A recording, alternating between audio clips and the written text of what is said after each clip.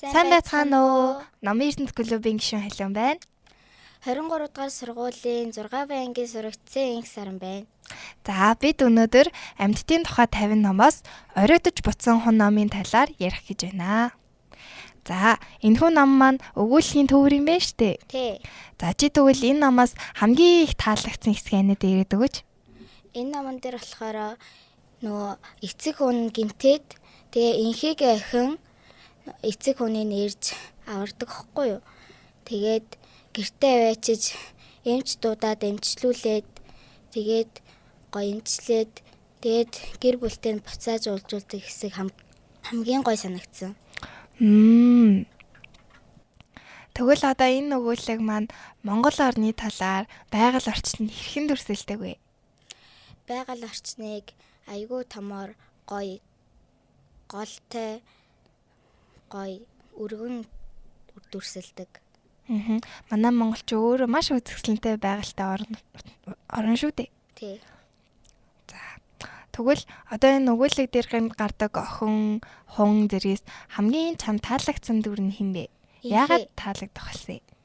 Инхий ингээд амьтдыг хайрлаад авраад тэдэр нь амар гоё санагдсан. Амьтдыг хайрлаад. Ер нь сайхан сэтгэлтэй юм байна тийм ээ? Тий. Чи тэгвэл намынхаа үйл явдлын талаар гоё ихнээс нь гоё биднэрт дэлгэрэнгүй юм уу? Гол үйл явдлуудыг яриад өгөөч. Эцэг их хүн нь хоёр дэгдэхэтэ тэр хоёрыгаа эрийг нь гоно, эмэгтэйг нь оно гэд дууддаг. Тэгээд нэг өдөр голдоо сэлээд тэгээ байжсэн чинь эцэг хүн нэрээд энд махчин бүргэд ирсэн байна гэд тэгээд ойроо явъя гэд тэгээд орой буцаж ирэнгүүт бүргэд явцсан байх гэж бодож байсан. Тэгсэн чинь гооноо нь маяглаад тэгээд ой талуун байх ах уу би явахгүй гэж маяглаж агаад бүргэдэд шүүрэгдээд тэгээд эцэг их нь балмагтаад тэгээд бас тулаанд ороод тэгээд эцэг хүн маш их бэртсэн. Тэгээд оно ээж гурав нь бас л гэмтээд гэхдээ арай явж чадна. Тэгээд инхээгээ дахин ирээд тэр хүнийг харчаад айгаад тэрвэржгүйгээд гэрлүүгээ явсан. Тэгсэн чи гэрт нь нөгөө нэг аав ээж нь байхгүй. Тэгээд эмч дуудаад малын эмч дуудаад хүн эмнэлэг дуудаад тэгээд тэдрийгээ дуудаад тэгээ байжаад тэгсэн чинь ирээд тэдэр нь инээлдээд яагаад нөгөө нэг баахан эмнэлэг дуудсан. Хүн гэж сонсоод хүнийг нь тэгээд тэр хүнийг нь эмчлээд тэгээд тэр эмч нь өдөр болгон дуудаж үзүүлж байгаараа гэд. Тэгээд инхээ болохоор баярлалаа ах нараа гэд үлдсэн.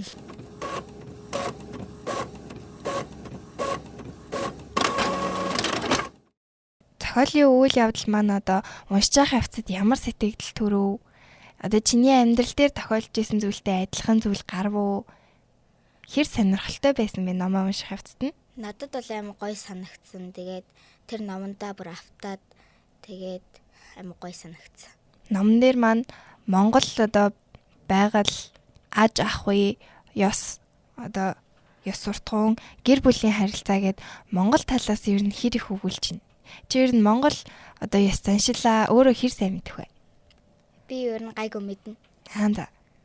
Тэгээд тэн дээрээ болохоор зөөр цэцэг хэрглэж исэн. Ном дээрээс өөр нэмж сурч мэдэж авсан зүйл байгаа юу? Нөгөө амьтдыг сайн хайрлаж тэдэр нь өөрөө надад эргээр нөлөөлнө гэдгийг ойлгосон. Одоо амьтдаа ингээс хайрцаг юм л эргээд надад эргээр нөлөөлнө гэдгийг ойлгосон шүү дээ. Тэгвэл тэр нь яг ямар ач холбогдолтой вэ? Хоёлаа энэ талаар гоё дэлгэрэнгүй ярилцъя. За. Чи гоё амьтанд ижэдэг үү? Гүү. Тэгтээ ер нь амьтанд ижих хүсэл байдаг уу? Бага. Чи амьтанд ижил ямар амьтанд ижих хүсэж байна? Муура. Аха. Тэгвэл одоо ингээд байгаль дээр амьдардаг амьтад байгаа шүү дээ. Тий. Тэдгээр амьтдыг хэрхэн хайрлах вэ хэдүүлээ? Гоё хооллоод. Хэдүүлээ гоё аялж амарч авах хугацаанд хөдөөгаа дэвж ивэл тийм ээ? Тий. Хогоо ил хаяхгүй тэгээд байгаль орчноо хайрлуул амьтдад бас эрүүл мэндтэй сайн гэж бодож. Тийм шүү. Бид ч гэсэн цэвэр орчинд амьдардагтай адил амьтдын амьдрах орчин байгалыг ч гэсэн бид нэр цэвэрхэн байх хэрэгтэй тийм ээ. Тий. За чи тэгвэл 100 ингээл амралтаар явж мавж байхдаа хэр одоо хогоо авдаг вэ? Би ер нь газар хог хайдгүй. Аха. Банк хармаалаад тэгээд хогоосоороо яччихдаг. Чи байгаль орчинд тэгвэл их ээлтэй хөхөдөн штэ. Чи ер нь ном хэр уншдаг вэ? Ер нь уншдээ. Чи байгаль орчны талаар ном уншиж ирсэн үү? Монгол хэлний номон дээрээс зөндөө уншижсэн. Одоо хэдүүлээ амьтдын тухай 50 ном ирж байгаа штэ. Тий. Энэ ном маань ингээд 50 номын жагсаалт гаргаад чи тэгээд эндээс сонсоод уншсан да. Тий. Дараагийн 50 номын жагсаалт маань болохоор байгаль экологийн чиглэлээр гарч байгаа хгүй юу? Одоо чи хэрвээ тэр байгаль экологийн номнуудаас санал өгөх юм бол одоо энэ номыг уншуулаарай хүүхдүүдэд гэх тийм ном байх юм бол номын ертөнц гээд нээлттэй Facebook хуудас руу ороод тэгээд комент хэсэгт нь номынхаа нэр болон зургийг үлдээгээрэй за. За танаа сургууль номын клубтэй юу? Клубтэй байхаа би сайн мэдэхгүй За байна. хэрвээ номын клубгүй бол чи номын клубтэй болмоор байна уу? Болмоор байна. Манай клубын зүгээс одоо ингээд орон даяар ерөнхий боловсролын бүх сургуулийг номын клубтэй болгох зорилготой байгаа хгүй юу? Тэгээд дээрэс нь номын ертөнц клубтэй шинээр гишүүн хэлсүүлж байгаа. Хэрвээ чи элсэх юм уу сургууль дээр номын клубтэй болохыг хүсэх юм бол бид нартай доорх дугаараар холбогдоорой. За хоёлаа иргэд номдоо орох уу? Одоо энэ өгүүлбэрийг уншаад чи амьдралын тухай ямар сургамж авсан бэ? Хүн амьтан хоёрын холбоо ч юм уу, хүн амьтантай холбоотой байснараа ямар эерэг нөлөө үзүүлдгийг одоо чи хэлсэн штэ. Амьтдыг хайрлах юм бол эргээд эерэг нөлөө үзүүлдэг гэд. Яг ямар эерэг нөлөө үзүүлж чинь? Чиний хувьд яг ямар байсан? Миний хувьд болохоор нөгөө надад гоё нөлөөлнө, стресстгүй. Тэгээд тэр амьтнаа хайрлна гоё тиймэрхүү. Чи одоо ном дээр мань хун гардаг штэ. Тий. Амьдрал дээр хун харж ирсэн үү? Харж байгаагүй. Хун амар том биетэй амьтан мэт юм л штэ. Тийм үү?